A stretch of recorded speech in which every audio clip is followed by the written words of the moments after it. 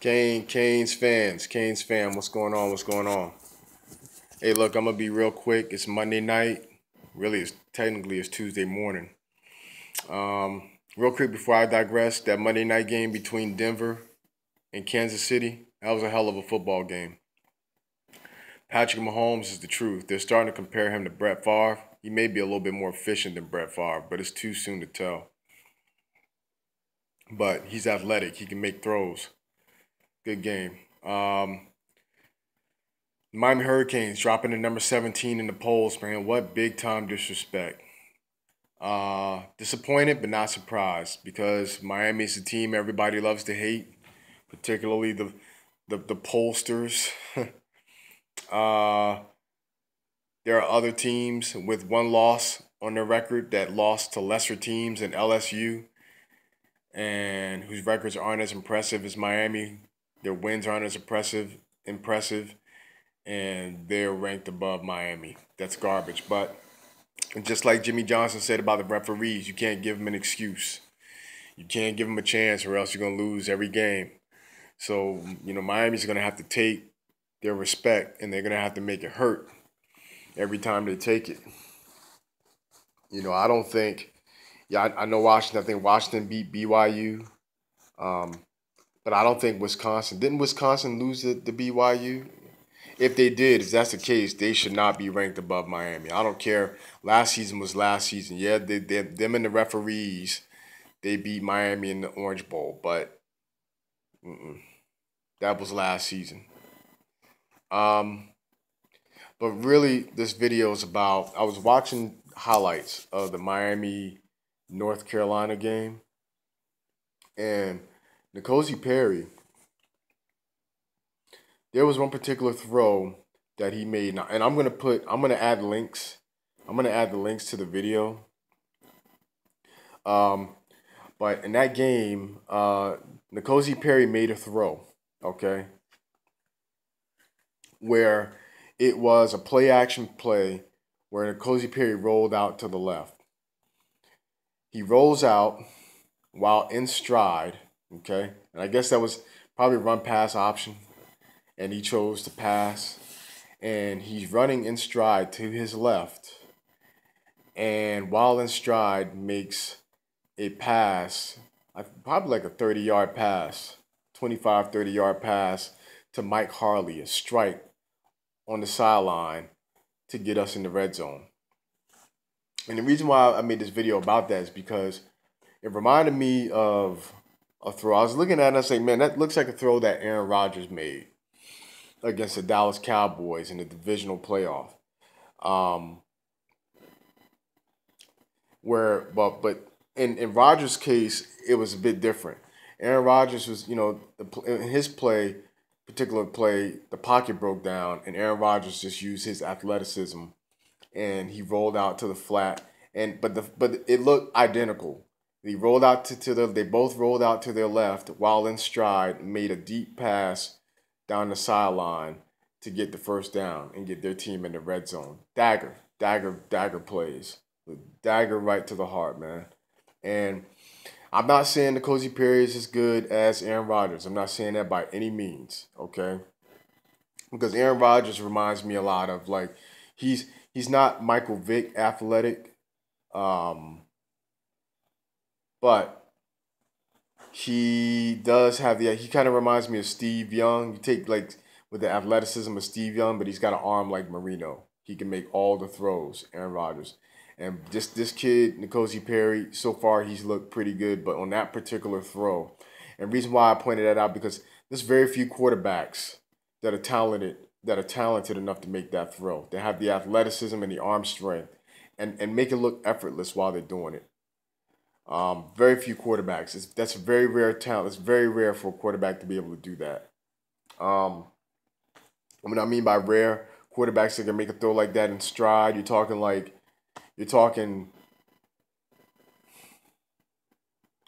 Steve Young, Brett Favre, Aaron Rodgers, Drew Brees, maybe Dan Marino the few times he ever scrambled out of the park, John Elway. I mean, it's a rare breed to be able to make an accurate pinpoint throw like that on the move.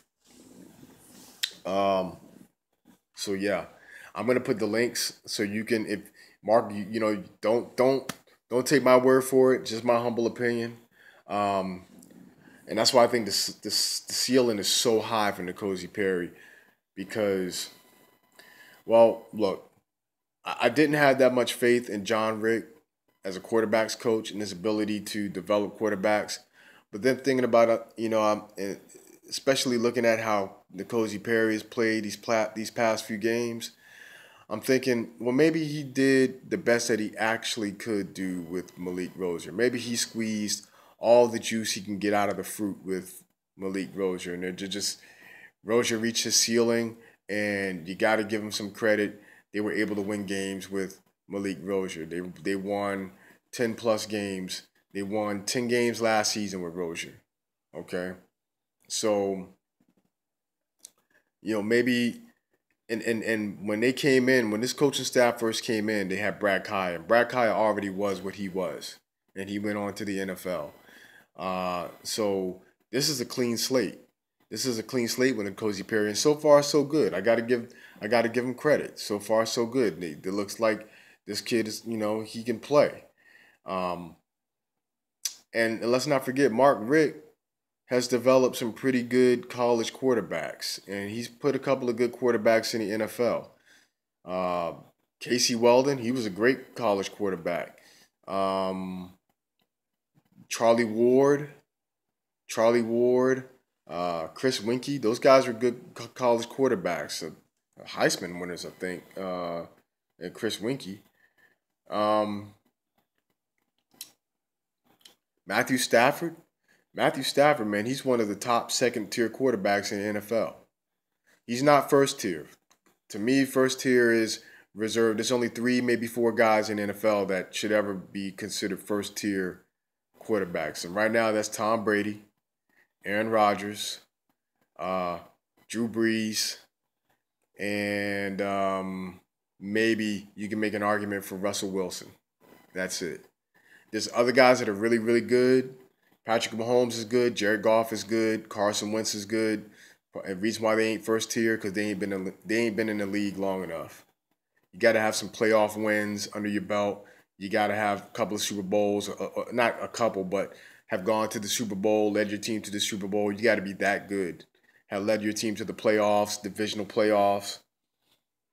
And those guys, they just haven't been around enough. They haven't accomplished enough to be.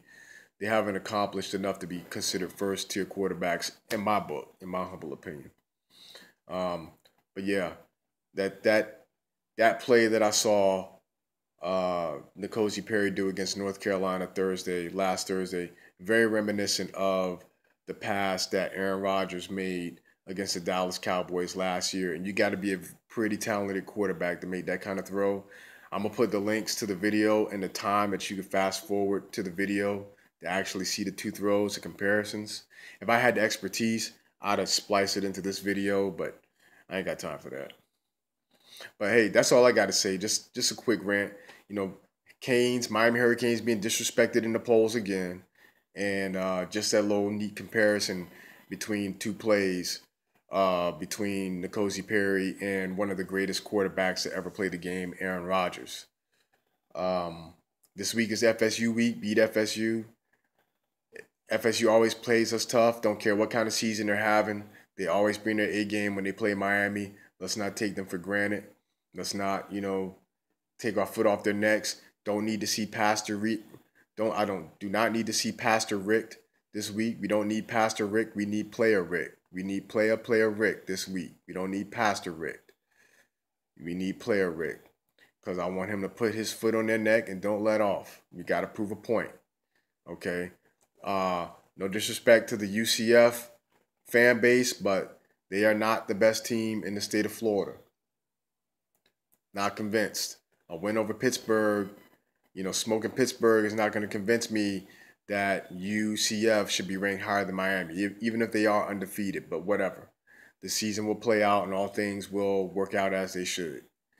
Anyway, check out the video, man, and then click on them two links to check out the two references. Y'all have a good night.